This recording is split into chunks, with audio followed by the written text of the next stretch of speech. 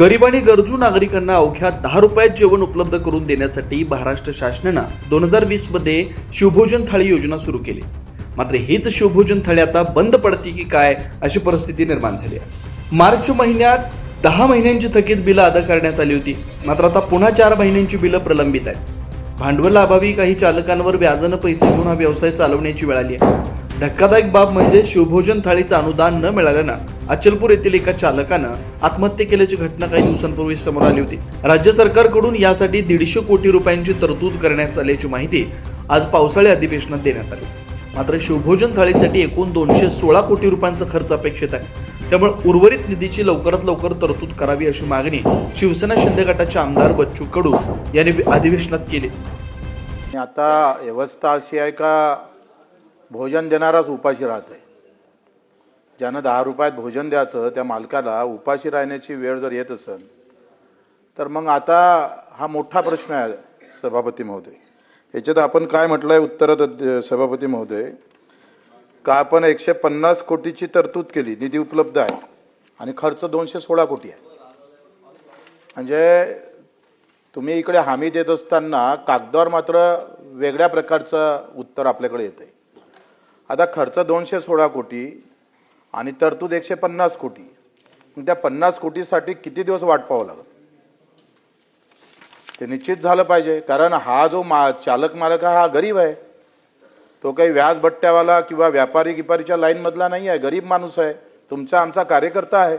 पक्षातल्या कार्यकर्त्याला आपण हे सरासरी ही योजना दिलेली आहे आणि मग त्याची उपासमार होऊ नये याची काळजी आपण घेतली पाहिजे. कुठेही 1 महिना जर तो 2 महिने लेट झाला तर व्याजासहित पैसे दिले पाहिजे ना आपण. कसं काय तो उधार आणतं. मला माहीत आहे अचलपूरच्या एका शिवभोजनानं आत्महत्याचा प्रयत्न केला होता अनुदान न भेटल्यामुळं. म्हणून ते कमी पडणार नाही, निधी पुरा होणार नाही हे आपण लक्ष घेतलं पाहिजे. दुसरं नवीन शिवभोजन देताना दिव्यांग विधवा भगिनी किंवा आत्महत्याग्रस्त ज्या महिला आहे त्यांना आपण तिथं कशा पद्धतीनं तरतूद करता येईल, त्यांना वाटा कसा देता येईल हा विचार मंत्री महोदय करणार का. यावर उत्तर देताना राज्याचे अन्न व नागरी पुरवठा मंत्री छगन भुजबळ यांनी सरकारनं मोठ्या प्रमाणात निधीची तरतूद केली असल्याचं सांगितलं. 216 कोटींपैकी 150 कोटी रुपये उपलब्ध करून देण्यात आलेत.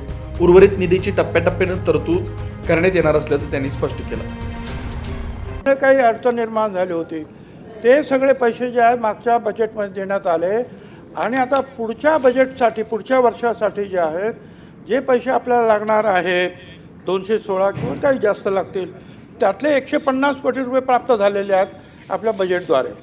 पण आता काय पुढच्या जे डिसेंबरचे पैसे तर आज नाही देणार ना. नाही थांबा हो, लेट मी फिनिश मिस्टर बाबा जरा माझा ऐकून तर घ्या. पुढच्या महिन्याचे पैसे आज आपण देणार नाही. आतापर्यंत आपल्याला काही बोलायचं असेल तर देतोय. बसा मंत्री महोदयाचं पूर्ण होऊ द्या. आपण बसा जरा. मंत्री महोदयाचं उत्तर पूर्ण होते. आपण बसा जरा.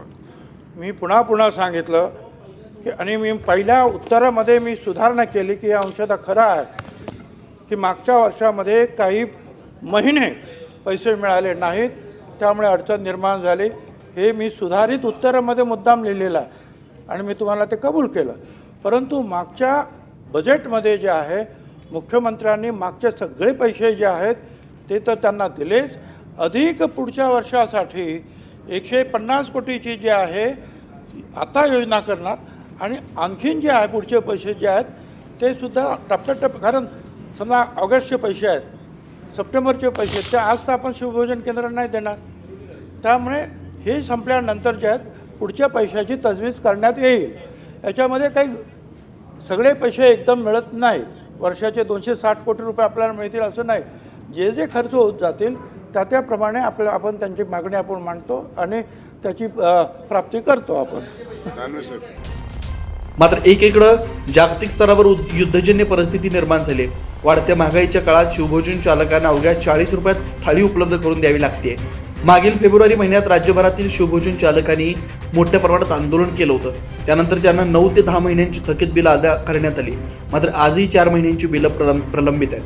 त्यामुळे अन्न व नागरी पुरवठा मंत्री छगन भुजबळ यांनी दिलेल्या आश्वासनानुसार प्रलंबित बिलं लवकरात लवकर मिळून शिवभोजन चालकांना दिलासा मिळणार का हे पाहणं महत्त्वाचं ठरणार आहे. Nine news Maharashtra bureau Nashik.